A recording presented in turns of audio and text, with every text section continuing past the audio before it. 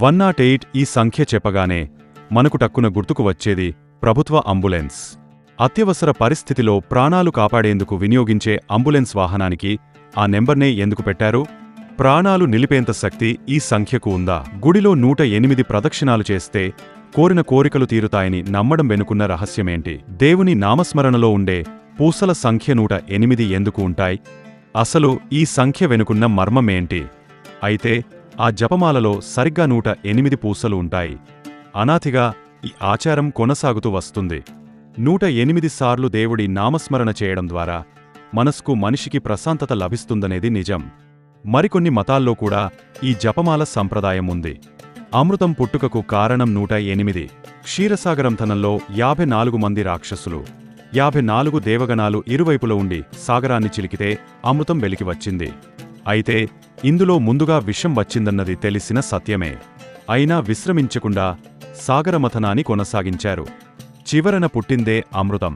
ఈ 108 సంఖ్య మనిషిలోని మంచి, చెడు లక్షణాలను రెండుగా వేరు చేస్తుందని శాస్త్రం చెబుతోంది.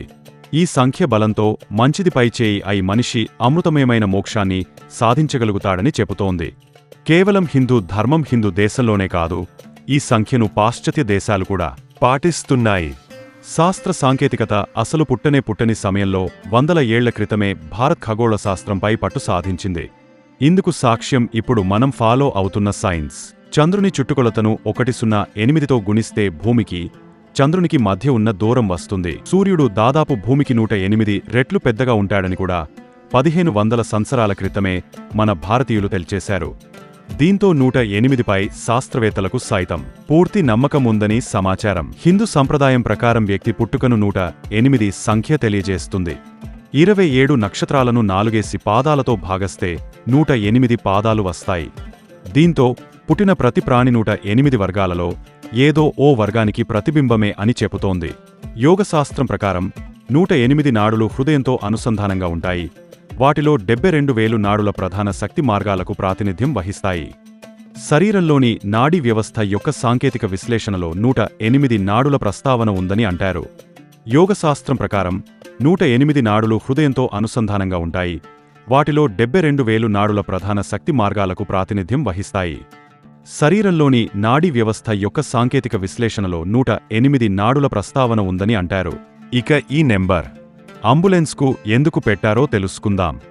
శాస్త్రం ప్రకారం ఒక వ్యక్తి ఒక రోజులో అంటే 24 గంటల్లో 21,600 సార్లు శ్వాస తీసుకుంటారట. అంటే 12 గంటల్లో 10,800 సార్లు శ్వాస తీసుకుంటాడని ఆరోగ్యం ప్రకారంగా చెప్పే లెక్క. ఈ లెక్క ప్రకారం మనిషి శ్వాస తీసుకునే చివర ఉన్న 2 సున్నాలు తీసివేస్తే మిగిలిన సంఖ్య 108. అలా 108ని ప్రామాణికంగా తీసుకుని ఈ 108ని అంబులెన్స్కు ఏర్పాటు చేశారని చెబుతారు. కాని ఈ సంఖ్య వెనుకున్న పూర్తి రహస్యాలను మాత్రం ఇప్పటికీ ఎవరు బట్టబయలు చేయలేకపోయారు. ఈ సంఖ్యకి మనిషికి జీవితంలో ఎక్కడో ఓ సంబంధముందని మాత్రం అర్థం అవుతుంది. నమ్మిన వారికి బలాన్నిచ్చే సంఖ్య, నమ్మకం లేని వారికి కూడా సహాయం చేసే ప్రాణదాత 108. చివరగా చెప్పేది 108 గురించి తెలిసింది గోరంత, తెలియాల్సింది కొండంత.